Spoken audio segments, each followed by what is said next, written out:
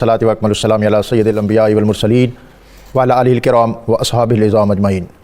अम्मा बाद फ़क़द क़ाल अल्लाहु तबारक व तआला फ़ी किताबिहिल मुहकम व ख़िताबिहिल मुत्क़न व क़ौलुहु अहसन। बिस्मिल्लाहिर रहमानिर रहीम। व इज़ क़ाल रब्बुका लिल मलाइकति इन्नी जाइलुन फ़िल अर्दि ख़लीफ़ा क़ालू अतजअलु फ़ीहा मन युफ़सिदु फ़ीहा व यस्फ़िकु दिमा व नहनु नुसब्बिहु बिहम्दिका व नुक़द्दिसु लक क़ाल इन्नी अअलमु मा ला तअलमून। व अल्लम आदमल अस्मा कुल्लहा सुम्मा अरदहुम अलल मलाइकति फ़क़ाल अंबिऊनी बिअस्माइ हाउलाई इन कुंतुम सादिकीन। क़ालू सुब्हानक ला इल्म लना इल्ला मा अल्लमतना इन्नका अंतल अलीमुल हकीम। क़ाल या आदम अंबिहुम बिअस्माइहिम फ़लम्मा अंबअहुम बिअस्माइहिम क़ाल अलम अक़ुल लकुम इन्नी आलमु ग़ैबस समावाति वल अर्द व अअलमु मा तुब्दून व मा कुंतुम तक्तुमून। व इज़ क़ुलना लिल मलाइकति इसजुदू लि आदम फ़सजदू इल्ला इब्लीस अबा वस्तकबरा व काना मिनल काफ़िरीन। सदक़ल्लाहुल अज़ीम। लफ्ज़ नूर और हरफ रोशनी से मुज़य्यन नूर कुरान के साथ है बुखारी आपसे। वो ख़ातिब नाज़रीन, कुरान पाक की सूरह बक़रा और बिलख़ुसूस पहला पारा, उसके इंतहाई अहम मज़ामीन आज हमारे ज़ेर मुतालिया हैं। अल्लाह ताला ने इस कायनात में हज़रत इंसान को पैदा किया। इंसान खुलासा कायनात है और इंसानियत का खुलासा अंबिया और रसूल, और अंबिया और रसूल के सरताज हमारे हुजूर पुर नूर हैं। हज़रत आदम दुनिया में तशरीफ़ लाए, हंगामा हक़ व बातिल बपा हुआ और मार्का कायनात आबाद हुआ। और फिर इस मौका पर अल्लाह ताला ने तख्लीक़ आदम और फिर इसकी फ़जीलत के लिए तालीम आदम कि हज़रत आदम अलैहिस्सलाम को वो उलूम सिखाए जो उनकी बरतरी और अज़मत और फ़जीलत का बायस बने। और कुरान पाक की सूरह बकरा की आयत 30 से ये जो रुकू जिसका आगाज़ हो रहा है, जिसके मज़ामीन हज़रत आदम अलैहिस्सलाम की फ़जीलत और आपकी तख्लीक़ के हवाले से बहुत अहमियत के हामिल हैं। और साहिब रूहुल मानी लिखते हैं कि अल्लाह ताला ने इन आयात में जिस खिलाफत का ज़िक्र किया है वो खिलाफत उज़्मा, वो दरअसल नबी अकरम रसूल मुहतशम सल्लल्लाहु अलैहि वसल्लम के सर पर उसका ताज अल्लाह ताला ने आरास्ता फरमाया। एक ही नाम था लाहूत की तख्ती पे रकम, एक ही ज़ात थी इम्कान बका से पहले। इस खामोशी में भी पढ़ते थे फ़रिश्ते सलवात, वो जो सदियों की खामोशी थी सदा से पहले। इन अहम मज़ामीन पर बात करने के लिए हमेशा की तरह आज हमारे साथ बहुत मोहतबर और मुक़्तदर शख्सियात हैं, जिनमें बतौर ख़ास मैं खुशामदीद कहता हूँ शेखुल हदीस अल्लामा मुफ्ती मोहम्मद सिद्दीक़ हज़ारवी साहब को। उनके साथ दरसियात के एक बहुत मारूफ़ उस्ताद मुफ्ती दिल मोहम्मद चिश्ती, और अल्लाह रब्बुल इज़्ज़त की बारगाह में हदिया हमद पेश करने के लिए आज हमारे साथ मौजूद हैं सैयद आसिफ़ अली ज़हूरी। उनकी तरफ जाने से कबल आज का इस्म मुबारक अर्रक़ीब, निगहबानी करने वाला, राह दिखाने वाला। बुज़ुर्ग कहते हैं कि इस ख़ास इस्म की बरकत यह है कि इसका विर्द करने वाला हमेशा अल्लाह ताला की हिफाजत में, उसके हिसार में और राह रास्त पे रहता है। अल्लाह ताला हमें अस्माए हुस्ना के फ़िज़ो बरक़ात इनसे इस्तिफ़ादा करने की अता फ़रमाए।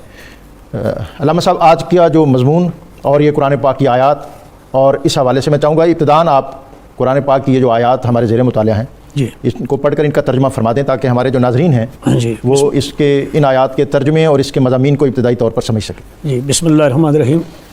नहमदुहु व नुसल्ली व नुसल्लिमु अला रसूलिल करीम। डॉक्टर साहब, पहले तो मैं आपका शुक्रिया अदा करता हूँ, इस अहम मौजू पर आपने गुफ्तगू के लिए मेरा इंतखाब किया और मुझे ये शरफ़ बख्शा। ये आयत करीमा जो आपने ख़ुद भी अभी तिलावत फरमाई है, सूरह बकरा का चौथा रुकू है, एक आयत कम है रुकू में से, आयत नंबर 30 से 38 तक। मैं इसका तर्जुमा करके फिर खुलासा अर्ज़ करता हूँ। जनाब, अल्लाह ताला ने फरमाया वइज़ क़ाल रब्बुका लिल मलाइकति इन्नी जाइलुन फ़िल अर्दि ख़लीफ़ा। और वो वक्त याद करें कि जब अल्लाह ताला ने, जब आपके रब ने फ़रिश्तों से फरमाया बेशक मैं ज़मीन में अपना खलीफा बनाने वाला हूँ। क़ालू अतजअलु फ़ीहा मन युफ़सिदु फ़ीहा व यस्फ़िकु दिमा। फ़रिश्तों ने अर्ज़ किया क्या तू ज़मीन में उन लोगों को अपना नायब बनाएगा, उसको अपना नायब बनाएगा जो ज़मीन में फ़साद करते हैं और खून बहाते हैं। व नहनु नुसब्बिहु बिहम्दिका व नुक़द्दिसु लक। हालाँकि हम तेरी हमद के साथ तस्बीह करते हैं और हम वक्त पाकीज़गी बयान करते हैं। क़ाल इन्नी अअलमु मा ला तअलमून। अल्लाह ताला ने फरमाया बेशक मैं वो जानता हूँ जो तुम नहीं जानते। व अल्लमा आदम अलअस्मा कुल्लहा। और अल्लाह ताला ने हज़रत आदम अलैहिस्सलाम को तमाम के तमाम नाम सिखाए। सुम्मा अरदहुम अलल मलाइका। फिर उन्हें फ़रिश्तों के सामने पेश किया। फ़क़ाल अंबिऊनी बिअस्माइ हाउलाई इन कुंतुम सादिकीन। अगर तुम अपनी इस बात में सच्चे हो कि तुम तस्बीह करते हो ये काफ़ी है, तो इन नामों के, इन चीज़ों के नाम बताओ। क़ालू सुब्हानका ला इल्म लना। फ़रिश्तों ने अर्ज़ किया या अल्लाह तू पाक है, हमें इल्म नहीं इल्ला मा अल्लमतना, मगर वही जो तूने हमें सिखाया। इन्नका अंतल अलीमुल हकीम, بے شک تو سب کو جاننے والا بھی ہے اور حکمت والا ہے۔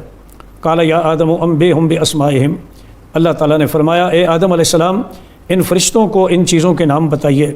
فلما انبأہم باسمائہم، پس جب حضرت آدم علیہ السلام نے ان کو ان چیزوں کے نام بتائے، قال الم اقل لکم انی اعلم غیب السماوات والارض، سبحان اللہ۔ اللہ تعالیٰ نے فرمایا کیا میں نے تمہیں نہیں کہا تھا کہ بے شک میں آسمانوں اور زمین کی چھپی ہوئی چیزوں کو، مخفی چیزوں کو جانتا ہوں، وَأَعْلَمُ مَا تُبْدُونَ وَمَا كُنْتُمْ تَكْتُمُونَ، اور میں وہ بھی جانتا ہوں جو تم ظاہر کرتے ہو اور جو تم چھپاتے تھے۔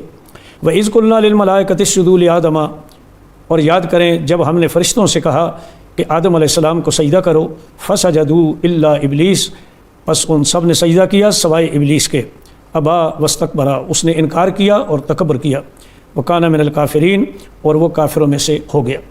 وقلنا یا آدم اسکن انت وزوجک الجنۃ وکلا منہا رغدا حیث شئتما، اور ہم نے کہا اے آدم علیہ السلام آپ اور آپ کی زوجہ جنت میں ٹھہریں اور اس جنت سے کھائیں کشادہ حیث شئتما، جہاں سے چاہیں، ولا تقربا هذه الشجرۃ، لیکن اس درخت کے قریب نہ جائیں، فتکونا من الظالمین، پس اپنے اوپر زیادتی کرنے والوں میں سے ہو جائیں گے۔ فَأَزَلَّهُمُ الشَّيْطَانُ عَنْهَا، پس شیطان نے ان دونوں کو پھسلایا اس سے، فَأَخْرَجَهُمَا، پس وہ ان دونوں کے وہاں سے نکلنے کا سبب بن گیا، مما کان فیہ، اس چیز سے جس میں وہ تھے، یعنی جنت سے۔ وَقُلْنَا اهْبِطُوا بَعْضُكُمْ لِبَعْضٍ عَدُوٌّ، اور ہم نے کہا اتر جاؤ تم میں سے بعض کے دشمن ہیں، وَلَكُمْ فِي الْأَرْضِ مُسْتَقَرٌّ وَمَتَاعٌ إِلَىٰ حِينٍ، اور تمہارے لیے زمین میں ٹھکانہ ہے اور برتنے کا سامان ہے ایک خاص وقت تک۔ فتلقى آدم من ربہ کلمات، پس حضرت آدم علیہ السلام نے اپنے رب سے کچھ کلمات حاصل کیے، فتاب علیہ، تو اللہ کی طرف رجوع فرمایا اور اللہ نے رحمت کے ساتھ آپ کی طرف رجوع فرمایا، انہ هو التواب الرحیم، بے شک وہ بہت توبہ قبول کرنے والا مہربان ہے۔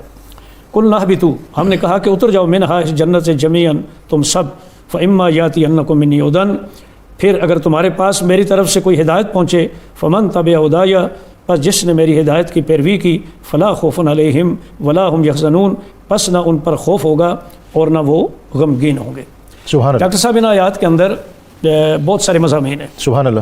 سب سے پہلے تو خلافت کا ذکر ہے کہ اللہ تعالیٰ نے حضرت آدم علیہ السلام اور ان کی اولاد کو، خاص طور پر انبیاء کرام کو خلافت کے لیے پیدا فرمایا، اپنی نیابت کے لیے۔ دوسری بات یہ ہے کہ فرشتوں نے اپنی تسبیح و تحمید کا ذکر کیا، ان کے ذہن میں یہ بات تھی کہ اللہ تعالیٰ کی تسبیح و تحمید ہی کافی ہے، لہٰذا ان کا سوال حکمت کی بنیاد پر یہ تھا کہ یا اللہ اس خلافت کے لیے حضرت آدم علیہ السلام کو پیدا کرنے کی حکمت کیا ہے۔ اللہ تعالیٰ کی طرف سے ان کو پھر جواب بھی ذکر کیا گیا کہ میں جو جانتا ہوں وہ تم نہیں جانتے۔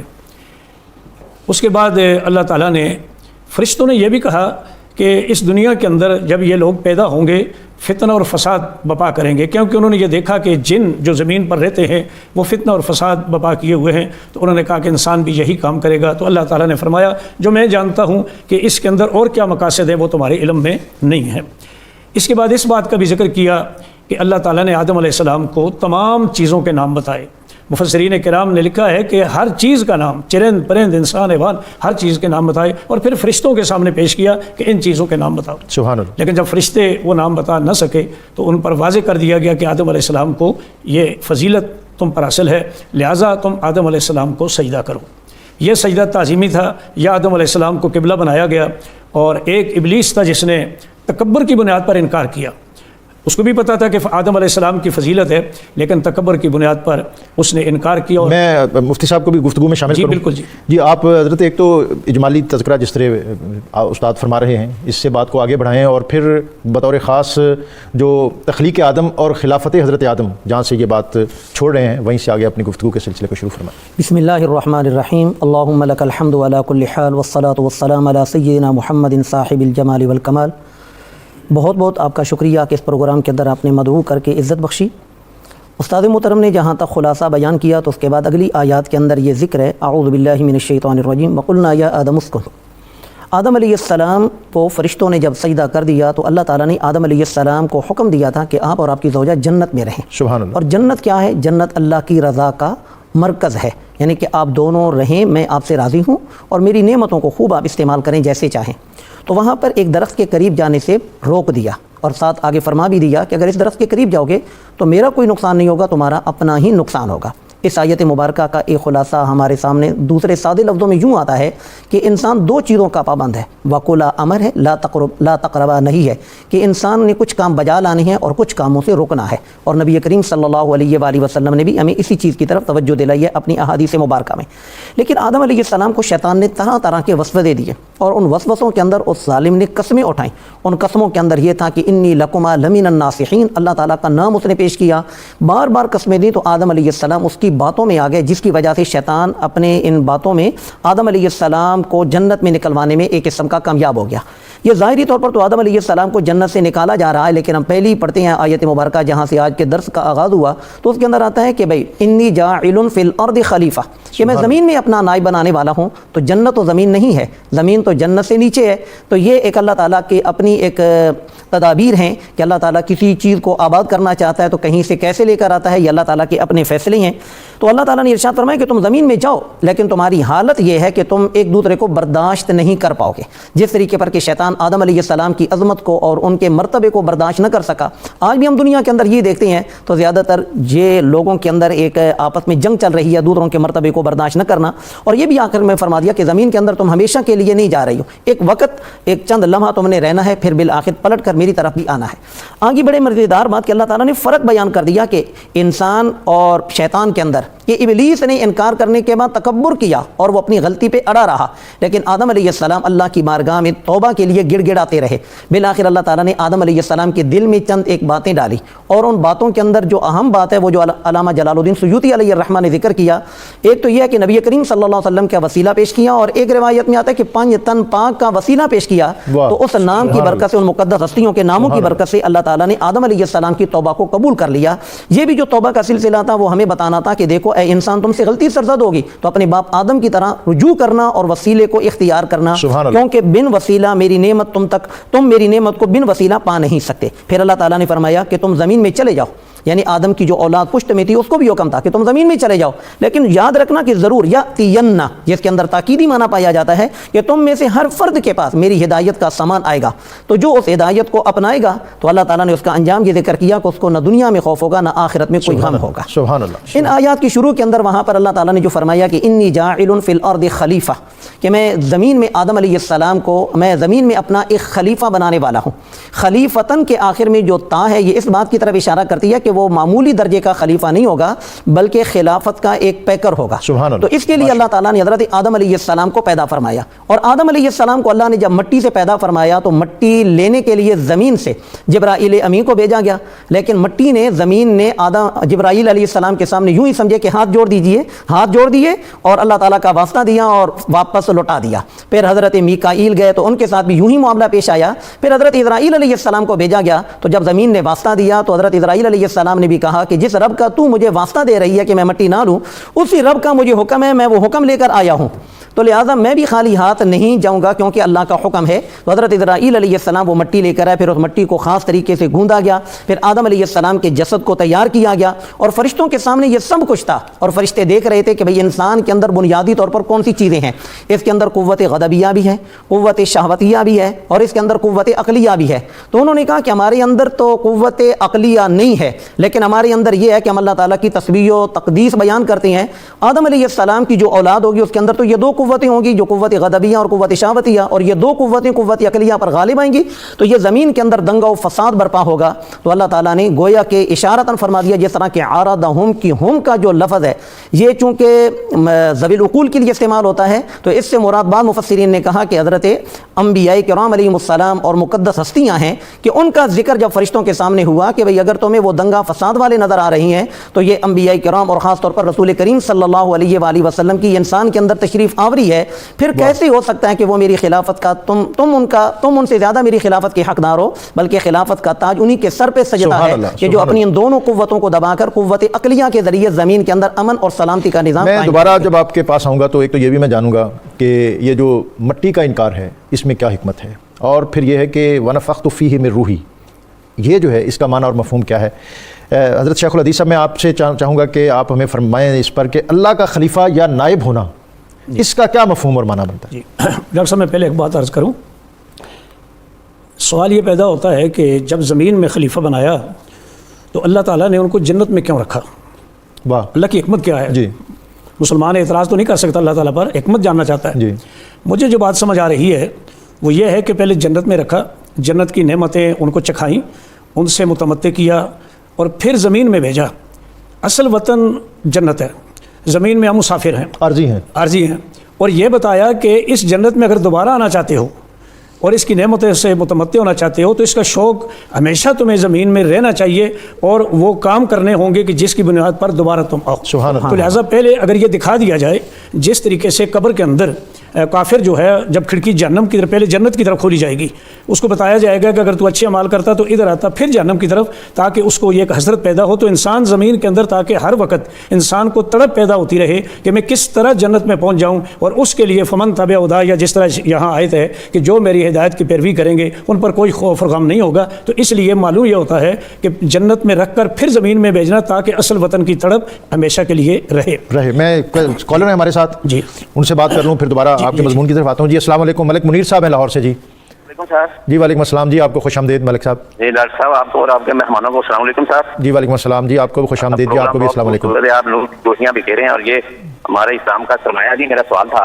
जनाब, हजरत आदम अलैहिस्सलाम के फरमाई हवा ये जन्नत में कितना अरसा रहे और जब बाहर निकाला गया तो फिर दोबारा कितने अरसे के बाद दोबारा दाखिल किया? ये एक सवाल उन्होंने किया है कि कितना अरसा जन्नत में क़याम किया और फिर बाहर कितना अरसा रहे, और ये दोबारा दाखिला जो है उसके लिए क्या फिर कितना अरसा और ये क्या सूरत रही उसकी। जी देखिए ये मैं सवाल एक दफ़ा और भी ले लूँ जी, फिर आपसे इसका जवाब लूँगा। जी एक और कॉलर है हमारे साथ, मियाँ गुलाम मुर्तज़ा साहब गुजरा से। जी अस्सलाम वालेकुम। वालेकुम सलाम रहमतुल्लाह और भाई साहब। जी मियाँ साहब खुशामदीद आपको। सर आपकी अभी पूरी टीम को बहुत मुबारकबाद हूँ अतहार का और अल्लाह के नेक वलियों का, नबियों का तज़किरा करने पर बहुत मुबारकबाद। जी आप क्या पूछना चाहते हैं हमारे उलमा से? सर मेरा सवाल ये है कि आदम अलैहिस्सलाम की पैंतन पाक के वसीले से तौबा कबूल हुई, तो हम तो गुनाहगार हैं, तो हम किस पैंतन पाक का वसीला लेकर अपने गुनाहों को बख्श पा सकते हैं? ये मुफ्ती दिल मोहम्मद चिश्ती साहब से हम जानेंगे कि पैंतन पाक का किस तरह वसीला पेश हुआ और फिर हमारे लिए इसमें क्या तालीम है और हम किस तरह ये वसीला पेश करके अपने लिए ज़िंदगी की राहें आसान कर सकते हैं। एक और कॉलर हैं कराची से, हमारी बहन अस्मा आगा साहिबा। जी अस्सलाम वालेकुम। वालेकुम अस्सलाम जी, आपको बहन खुशामदीद। जी मैं एक टीचर हूँ, लेकिन मुझ पर चोरी का इल्ज़ाम लग गया है और वो लोग मेरे सामने फिर रहे हैं, लेकिन ये कि मैं कुछ कर नहीं सकती। जी इस पर हम उलमा से पूछते हैं कि वो आपकी कोई रहनुमाई फरमा दें, कोई ऐसा वजीफ़ा को पढ़ने के लिए आपको बताएं ताकि कोई सहूलत और आसानी का कोई मामला हो। आप बता दें इस पर मुफ्ती साहब के जो उन्होंने कहा है कि हज़रत आदम और जो पैंतन पाक का जो वसीला है वो किस तरह पेश हुआ और आज हमारे लिए इसमें क्या तालीम है और किस तरह ये चीज़ जो है हमारे लिए ज़िंदगी में आसानी पैदा कर सकती है। जी एक सीधा सा दुनिया के अंदर हम ये एक साबिता हयात देखते चले आ रहे हैं कि बड़े मेहनतें करते हैं, वो जुस्तजू करते हैं, ताक़ीक़ करते हैं, रिसर्च करते हैं और आने वाले लोग आसानी से उस चीज़ से फ़ायदा उठाते हैं। आदम अलैहिस्सलाम ने जो 300 साल अल्लाह की बारगाह में गिड़गिड़ा कर तौबा की, तो ये तौबा के जितने भी दरवाजे मैं ये समझता हूँ थे वो आदम अलैहिस्सलाम ने खुलवा दिए। वाह सुभान अल्लाह। और फिर आदम अलैहिस्सलाम के दिल में जो अल्लाह ताला ने तौबा कबूल करने की सूरत बनाई तो वो दिल के अंदर इल्का कर दिया कि इन मुक़द्दस हस्तियों का नाम पेश किया जाए। लेकिन पहले आदम अलैहिस्सलाम की गिरियाजारी, इससे हमें ये सबक मिलता है कि हम इन मुक़द्दस हस्तियों के दर को छोड़कर दाएं बाएं टकरे मारने से हमें कुछ भी हासिल नहीं होगा। अल्लाह की बारगाह तक इन्हीं मुक़द्दस हस्तियों के वसीले से ही अपनी आजिज़ी, अपनी इनकिसारी पेश करके तो अपनी दुआओं को कबूल करवाया जा सकता है। तो उसका आसान सा तरीका यह है कि जिस तरह के उस नाबीना सहाबी को रसूल अल्लाह सल्लल्लाहु अलैहि वसल्लम ने ये दुआ सिखाई थी, जिसके अंदर ये कलिमात है अल्लाहुम्मा इन्नी अस्अलुका व अतवज्जहु इलैका बिनबिय्यिका मुहम्मदिन नबिय्यर रहमा, कि ऐ अल्लाह मैं तेरी बारगाह में सवाल करता हूँ और तेरी बारगाह में वसीला पेश करता हूँ तेरे प्यारे नबी सल्लल्लाहु अलैहि वसल्लम का, जो रहमत के पैकर नबी हैं। इन्हीं कलिमात के साथ या इसी तरीके पर हम दीगर मुक़द्दस हस्तियों का नाम लेकर वसीला पेश करके दुआ करें तो अल्लाह ताला ज़रूर उन वसीलों की लाज रखते हुए हमारी उस दुआ को कबूल फरमाता है, क्योंकि खालिक कायनात ने खुद भी इरशाद फरमाया या अय्युहल्लज़ीना आमनुत्तक़ुल्लाह वब्तगू इलैहिल वसीला। और आदम अलैहिस्सलाम को अल्लाह ताला ने इंसान भी बनाया और पैगंबरी भी अता फरमाई, और पैगंबरी इसलिए अता फरमाई कि इंसानों में से हर इंसान डायरेक्ट अल्लाह ताला से फैज़ नहीं पा सकता। अल्लाह ताला से फैज़ पाने के लिए एक अंबिया और रसूलों का अल्लाह ताला ने एक सिलसिला पैदा फरमाया जिनके अंदर ये सलाहियत है कि वो खालिक के कायनात से लेते हैं और खल्क़ खुदा के अंदर तकसीम करते हैं। लिहाजा वसीला तो एक ऐसी चीज़ है कि हम किसी भी मामले के अंदर वसाइल और ज़राए को अपनाए बगैर कोई भी मकसद में हम कामयाब नहीं हो सकते। एक और उन्होंने पूछा कि कितना अरसा क़याम हुआ और फिर वहाँ से ज़मीन पर तशरीफ़, इसके बारे में मुफस्सिरीन مفسرین نے مختلف اقوال ذکر کیے، لیکن زیادہ تر 500 سال کا عرصہ بنتا ہے کہ آدم علیہ السلام 500 سال جنت میں رہے، اور اسی عرصے میں اللہ تعالیٰ نے حضرت حوا کو بھی پیدا فرمایا۔ لیکن چونکہ جو صلاحیتیں تھیں وہ صلاحیتیں جنت میں کام آنے والی نہیں تھیں، کیونکہ وَعَلَّمَ آدَمَ الْأَسْمَاءَ كُلَّهَا کہ جن تمام اشیاء کی حقیقتیں اللہ تعالیٰ نے آدم علیہ السلام کو بتائی تھیں، تو ان کا محل اور ان کا مقام وہ زمین تھی۔ تو آدم علیہ السلام کو ایک مملوء درخت کے قریب جانے کی وجہ سے اللہ تعالیٰ نے ایک بہانہ بنایا زمین کو آباد کرنے کا، اور آدم علیہ السلام کو زمین پر بھیجا، اور آدم علیہ السلام نے بھی زمین کو جو آباد کیا، ٹھیک ہے علم و ہنر اپنی جگہ پر، لیکن عاجزی اور انکساری اور گڑ گڑاہٹ نے اس زمین کو آباد کیا۔ میں یہ سمجھتا ہوں کہ اگر زمین پر آ کر آدم علیہ السلام کے آنسوؤں سے اس زمین کو شرف حاصل نہ ہوتا تو یہ زمین کب کی تباہ و برباد ہو جاتی۔ تمام انبیاء کرام نے اس زمین کو اپنے آنسوؤں سے، اور بہت سے انبیاء کرام نے اپنے خون سے اس زمین کی آبیاری کی، جس کا یہ نتیجہ نکلا کہ ظالموں کے ظلم کے باوجود بھی اس زمین کا نظام قائم اور دائم ہے۔ ایک اور کویسچن تھا ہماری بہن کا کراچی سے، انہوں نے کہا کہ مجھ پر الزام لگ گیا ہے، آپ دونوں شخصیات کو اس پر رہنمائی فرما دیں، کوئی ایسا وظیفہ ان کو پڑھنے کے لیے بتا دیں تاکہ ان کے لیے کوئی آسانی اور سہولت کا معاملہ ہو سکے۔ قبلہ مفتی صاحب کی بارگاہ میں جب میں عرض کرتا ہوں تو آپ ایک بڑا پیارا وظیفہ ہمیں بتاتی ہیں کہ بھئی یہ پڑھا کرو کثرت سے، یا حی یا قیوم برحمتک استغیث۔ جب ہم اللہ تعالیٰ کی بارگاہ میں اپنا استغاثہ پیش کریں گے اس کی رحمت کے وسیلے سے، تو انشاءاللہ العزیز ہماری مشکلیں آسان ہوں۔ اس کی کوئی تعداد کتنی دفعہ پڑھ لیا کریں یا پڑھتی رہا کریں؟ جی اس کی تعداد ہر نماز کے بعد 100 مرتبہ کر لیں۔ ہر نماز کے بعد 100 مرتبہ یا حی یا قیوم پڑھا کریں، اور اس سے زندگی میں آسانیاں پیدا ہوتی ہیں، جو مشکلات ہیں وہ ختم ہوتی ہیں۔ آج کے اس اہم موضوع پر ہمارے اسکالر جو ہیں وہ اس پر گفتگو کر رہے ہیں۔ یہاں وقت ہے ایک بریک کا، بریک سے واپس آئیں گے تو ان سے مزید استفادہ کریں گے۔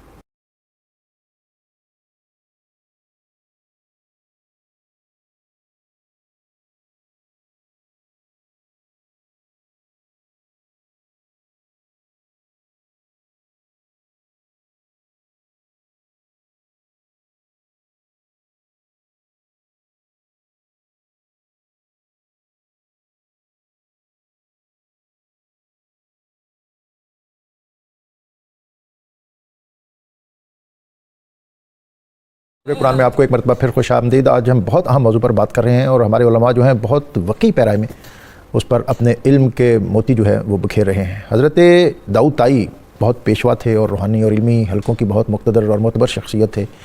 منبع اور پیشوا بننے کے بعد، علوم و معارف پر دسترس حاصل کرنے کے بعد، ایک مرتبہ حضرت امام اعظم ابو حنیفہ کی خدمت میں حاضر ہوئے اور ان سے کہنے لگے کہ مجھے کوئی نصیحت کیجیے۔ یہ پرانے بزرگوں کا ایک طریقہ تھا کہ جب بھی کوئی کسی کے پاس جاتا تو پھر کہتا کہ مجھے کوئی نصیحت فرمائیں، مجھے زندگی کو صحیح راستے پر لگانے کے لیے کوئی رہنمائی فرمائیں۔ تو حضرت امام اعظم ابو حنیفہ نے انہیں کہا کہ علیک بالعمل فإن العلم بلا عمل کالجسد بلا روح، کہ تم پر لازم ہے کہ تم نے جو علم حاصل کیا ہے اب اس پر عمل کرو، اس لیے کہ علم بغیر عمل کے اسی طرح ہے جس طرح جسم بغیر روح کے۔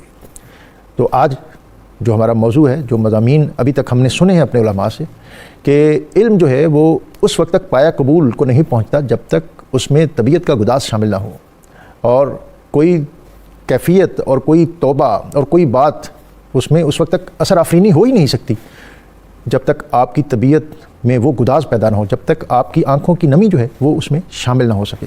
تو آج کے اس اہم موضوع پر جو ہم سورہ بقرہ کی آیت 30 سے 38 تک اس پر بات کر رہے ہیں، تخلیق آدم اور حضرت آدم علیہ السلام کی فضیلت اور ان کا جنت میں قیام، جنت سے پھر اس کرۂ ارضی پر ان کی آمد اور تشریف آوری، اور پھر اللہ رب العزت کی بارگاہ میں مناجات، یہ سارے مضامین آج ہم اس پر بات کر رہے ہیں، اور ہمارے علماء جو ہیں یہ اپنے وقی مطالعہ کی روشنی میں اس سے بات نکال رہے ہیں اور چراغ سے چراغ دلا رہے ہیں۔ حضرت یہ جو ایک تو علوم آدم جو ہیں ان پر بھی میں بات کرنا چاہوں گا، اور پھر یہ کہ حضرت آدم علیہ السلام کو جو سجدہ ہوا، اس سجدے کا سبب کیا تھا؟ جی ڈاکٹر صاحب، میں اس سے پہلے دو باتیں عرض کرنا چاہتا ہوں۔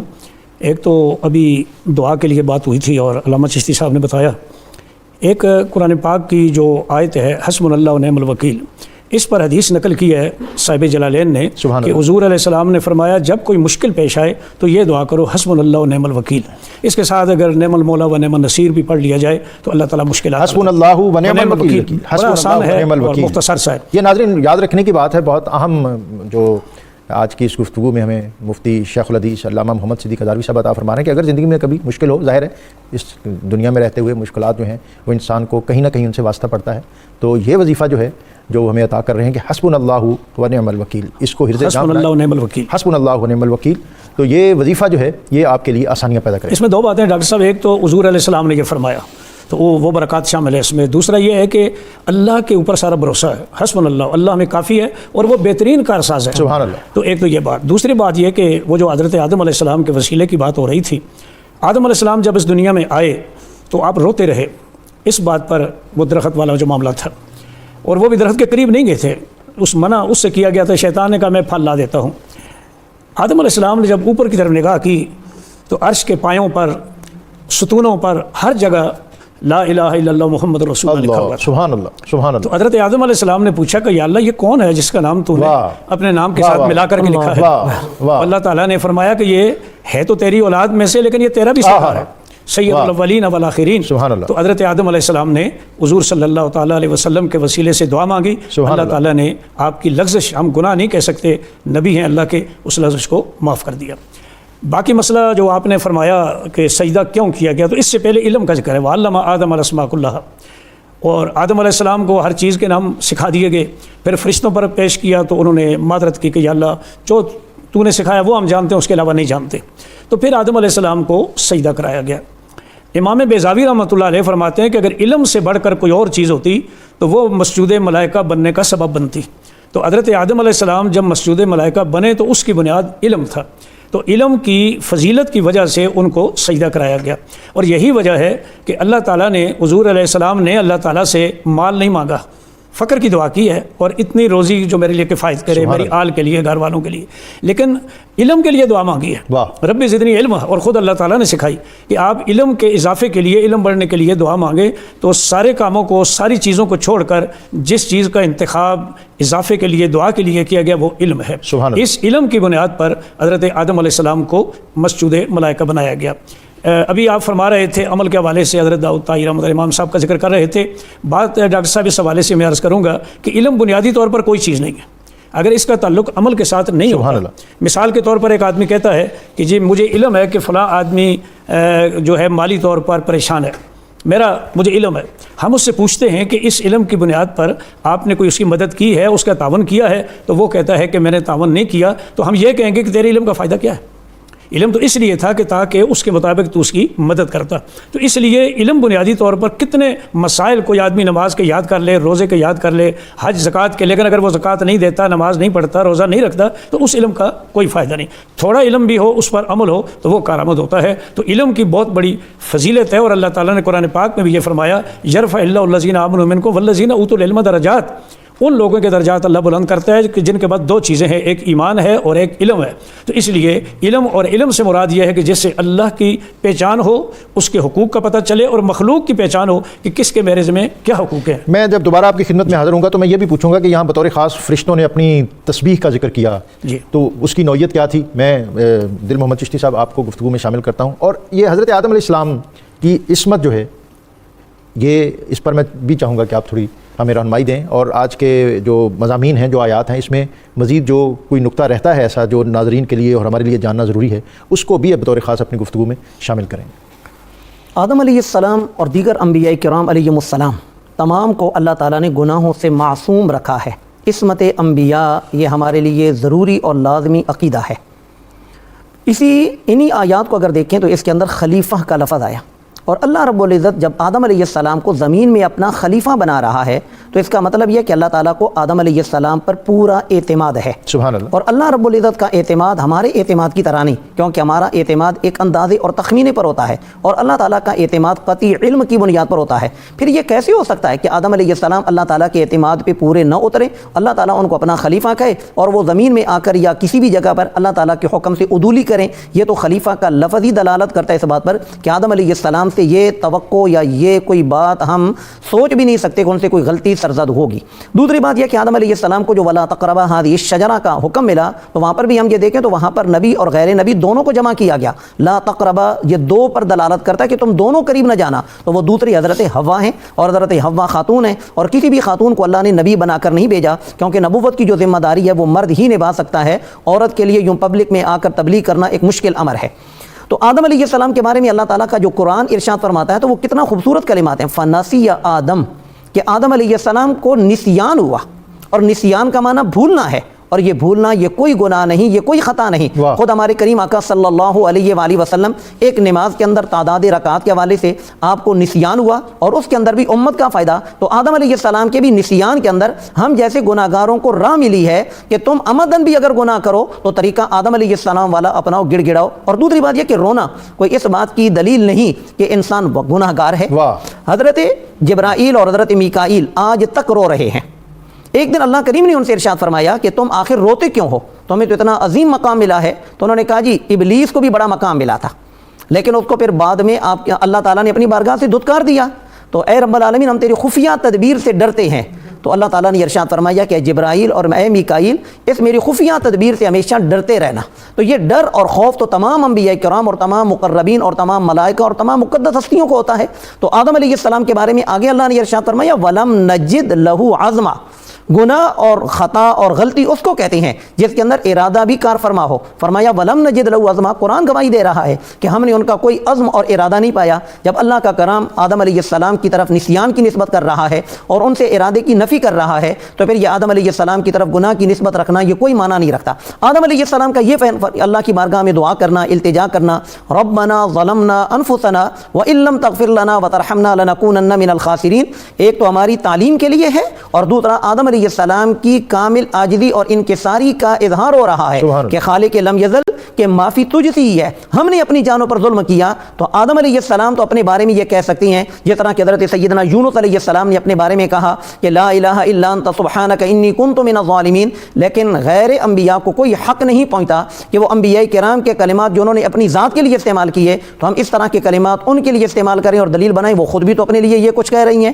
یہ ان کا کہنا جو انکساری کی بنیاد پر ہے، حقیقت کی بنیاد پر نہیں ہے۔ آپ فرما دیں پروگرام کے بالکل آخری لمحے ہیں کہ ایک تو فرشتوں نے جو تسبیح اور تحمید اس کا ذکر کیا وہ کیا تھا، اور پھر اس کے ساتھ جو ہے یہ فرشتوں کو کس طرح پتہ چلا کہ یہ انسان جو ہے یہ کل کو فساد کرے گا؟ جی ڈاکٹر صاحب پہلی بات یہ ہے علامہ ڈاکٹر سید محمد سید طنطاوی رحمۃ اللہ علیہ سابق شیخ الازہر اپنی تفسیر میں فرماتے ہیں کہ جو لوگ یہ کہتے ہیں کہ حضرت فرشتے جو ہیں انہوں نے حسد کی بنیاد پر یہ بات کی بالکل غلط ہے۔ جس طرح انبیاء کرام علیہ السلام معصوم ہیں، فرشتے بھی معصوم ہیں۔ فرشتوں کے ذہن میں صرف یہی بات تھی کہ تسبیح و تعلیل ہی کافی ہے، لہٰذا ہم تسبیح و تعلیل کر رہے ہیں تو کسی اور کو خلیفہ بنانا اور پیدا کرنے کی ضرورت نہیں ہے۔ ان کے علم میں یہ بات نہیں تھی کہ زمین کو آباد کرنا ہے اور زمین کے اندر اللہ کے احکام کو نافذ کرنا ہے، اور اللہ کے احکام تب نافذ ہوں کہ زمین پر انسانوں کو پھیلایا جائے، مرد عورتیں پیدا ہوں، پھر انبیاء کرام آئیں اور احکام اور سیاست، جو حضور نے فرمایا کہ بنی اسرائیل میں انبیاء کرام سیاست کیا کرتے تھے، لوگوں کی خدمت کیا کرتے تھے، تو ایک چیز فرشتوں کے علم میں نہیں تھی۔ اس لیے فرشتوں نے یہ کہا، جس وقت اللہ نے فرمایا کہ انی اعلم ما لا تعلمون، تو فرشتوں نے کہا یا اللہ تو جو جانتا ہے ہم نہیں جانتے۔ اس لیے فرشتوں نے صرف یہ سمجھا تھا کہ شاید تسبیح و تعلیل ہی کافی ہے، اس بنیاد پر یہ بات کہی تھی۔ ہمارے ساتھ کالر تو بہت زیادہ ہیں، بہت سی باتیں پوچھنا چاہتے ہیں۔ ایک اور بات جی آپ نے فرمایا وہ یہ ہے کہ فرشتوں نے چونکہ دیکھا تھا کہ زمین پر جن جو ہیں وہ فتنہ فساد پھیلا رہے ہیں، اس بنیاد پر یہ کہا، یا لوح محفوظ میں دیکھا کہ یہ ایسا کریں گے تو اس لیے فرمایا کہ یہ انسان جو فتنہ فساد پھیلائیں گے، اللہ نے فرمایا اس میں میرے نبی بھی ہوں گے، ولی بھی ہوں گے، صدیقین شہداء بھی ہوں گے۔ تو یہ اس طرح فرشتوں کے علم اس اعتبار سے ہوا تھا۔ بس ایک کالر میں اور لے لوں کیونکہ وقت بہت کم ہے۔ جی السلام علیکم۔ جی میاں محمد اسلم صاحب احمد پر شرکیہ سے آپ کو خوش آمدید۔ السلام علیکم۔ جی وعلیکم السلام، جی آپ کو خوش آمدید۔ جی فرمائیں کیا پوچھنا چاہتے ہیں؟ میں ڈاکٹر صاحب یہ پوچھنا چاہتا ہوں کہ حضرت آدم علیہ السلام کا مزار مقدس کس ملک میں واقع ہے؟ جی حضرت آدم علیہ السلام کا مزار اقدس کس ملک میں ہے؟ آپ کوئی کسی کے ذہن میں ہے ایسا؟ جی اور تو نہیں کالر کوئی ہمارے ساتھ؟ جی حق نواز صاحب ہیں جام پور سے، خوش آمدید آپ کو۔ السلام علیکم۔ جی وعلیکم السلام، جی آپ کو خوش آمدید۔ جی کیا پوچھنا چاہتے ہیں؟ جی سر اپنا یہ جو حضرت آدم علیہ السلام جو ہے نا اپنا جنت سے نکالنے کی کیا وجہ تھی؟ جی بہت تفصیلی اس پہ بات ہو چکی ہے، میں چاہتا ہوں کہ آپ سارے جو سوالات ہیں ان کو اور آج کے اس موضوع کے حوالے سے کوئی ایسی اختتامی بات جو ہمارے لیے علمی اور دینی اور فکری طور پر روشنی اور رہنمائی بکھیر سکے، اختتام پر مختصر انداز میں آپ فرمائیں۔ آدم علیہ السلام کے مزار شریف کے متعلق مشہور یہ کہ سراندیپ ایک علاقہ ہے، وہاں پر آپ کا مزار شریف واقع ہے، اور آدم علیہ السلام کا جنت سے نکلنے کا جو سبب ہے وہ اب ہمارے سامنے ہے۔ اس زمین کو آباد کرنا تھا اور ادھر کریم لجپال نبی صلی اللہ علیہ وآلہ وسلم نے تشریف فرما ہونا تھا، یہ سب سے بنیادی سبب تھا۔ آج کے اس درس قرآن سے ہمیں جو سبق ملتا ہے وہ یہ کہ ہم دو چیزوں کو اپنا شعار بنائیں، ایک ہے علم اور دوسرا توبہ۔ یہ دو چیزیں انسان کو پستی سے بلندی کی طرف لے کر چلی جاتی ہیں، اور ان دو چیزوں کو ترک کرنا یا ان میں سے ایک کو ترک کرنا یہ انسان کے لیے بربادی کا سبب ہے۔ جس طرح کہ ہمارے سامنے شیطان کہ علم تو ہے لیکن توبہ نہیں، بلکہ تکبر ہے، انا ہے، یہ چیز انسان کو تباہ و برباد کر دیتی ہے۔ کوئی آج پروگرام کے اختتام پر کوئی نصیحت فرما دیں. حضرت آدم علیہ السلام کے واسطے سے ہم سارے اللہ تعالیٰ کے خلفاء ہیں، اور خلیفہ کا معنی یہ ہے کہ اللہ کے احکام کو نافذ کرے دنیا میں. اس لیے ہماری ذمہ داری بنتی ہے کہ جو شریعت کے احکام ہیں ہم خود بھی عمل کریں اور دوسروں کو بھی بتائیں. سبحان اللہ. میں آپ دونوں شخصیات کا بہت زیادہ شکر گزار ہوں. آج کا جو پروگرام جس کو بہت اچھا عنوان دیا دل محمد چشتی صاحب نے کہ یہ دراصل درس قرآن تھا، اور نور قرآن جو ہے اس کے اندر درس قرآن جو ہے اس کی روشنی اور رہنمائی یہ تو موجود ہی ہوتی ہے. اور اختتام پر انہوں نے جو بات کہی کہ ایک علم اور دوسرا اس کے اندر جو ہے ایک جو انسان اس کے اندر تواضع، کہ اگر علم کے ساتھ تواضع نہ ہو تو پھر مشکل ہو جاتا ہے اس زندگی میں دینی اعتبار سے اور دنیاوی اعتبار سے صحت مند قدموں کے ساتھ آگے بڑھنا. اقبال نے بھی یہی شکوہ کیا تھا، اور اقبال نے مرید ہندی بن کر پیر رومی سے اس پہ رہنمائی مانگی تھی. اس نے کہا تھا کہ پڑھ لیے میں نے علوم شرق و غرب، روح میں باقی ہے اب تک درد و کرب. اور پھر اس نے یہ بھی کہا تھا کہ چشم بینا سے ہے جاری جوئے خون، علم حاضر سے ہے دین زار و زبوں. اور پھر پیر رومی انہیں کہتے ہیں کہ علم را بر تن زنی مارے بود، علم را بر دل زنی یارے بود، کہ وہ علم جو تیرے محض وجود کی آرائش کا ذریعہ ہے اور جس سے تم صرف دنیا کے مار کے سر کرنا چاہتا ہے، وہ علم نہیں بلکہ تیرے لیے سانپ ہے. علم را بر دل زنی یارے بود، اور وہ علم جس سے تیرے دل کی دنیا آباد ہو، جس سے تجھے حق اور حقانیت تک پہنچنے کا تیرے اندر داعیہ اور ملکہ پیدا ہو، وہ علم وہ تیرے لیے تیرا دوست ہے، تیرا رہنما ہے. اور اللہ تعالیٰ سے ایسے ہی علم کی طلب، تڑپ اور سسک اور کسک ہمارے اولیاء، صوفیاء، اور پھر نبی اکرم صلی اللہ علیہ وسلم نے ہمیں جو دعا عطا کی، رب زدنی علما، اور پھر رب اشرح لی صدری ویسر لی امری واحلل عقدۃ من لسانی یفقہوا قولی. تو یہ وہ ساری چیزیں ہیں کہ جس سے ہم ان علوم کی طرف بڑھتے ہیں، ان معارف کو جاننے کی طرف بڑھتے ہیں، جس کے سبب انسان اس دنیا میں بھی اور آخرت میں بھی سرخ روح ہوتا ہے، جس کے سبب اس کی طبیعت میں گداز، جمالیات اور تواضع پیدا ہوتی ہے. میں بار دیگر اپنے مہمانوں کا شکریہ ادا کرتے ہوئے اللہ رب العزت کی بارگاہ میں حمد کا نذرانہ پیش کرنے کے لیے اپنے مہمان سید آصف علی ظہوری ان سے درخواست کروں. ان سے قبل آج کا قرآنی وظیفہ کہ دل میں خوف پیدا ہو تو یہ قرآنی وظیفہ جو ہے اس کو پڑھا جائے. ربنا لا تؤاخذنا ان نسینا او اخطانا ربنا ولا تحمل علینا اسرا کما حملتہ علی الذین من قبلنا ربنا ولا تحملنا ما لا طاقۃ لنا به واعف عنا واغفر لنا وارحمنا انت مولانا فانصرنا علی القوم الکافرین. سورہ بقرہ کی یہ آیات، ان کو پڑھنا، معمول بنانا انسان کے دل کو تقویت دیتا ہے اور ہر قسم کے خوف اور ڈر سے انسان کو نجات میسر آتی ہے. ان ماہ رمضان المبارک کے ان ایام اور خاص قرآن پاک کا نور اور فیض اللہ تعالی ہمیں اس سے استفادے کی توفیق عطا فرمائے.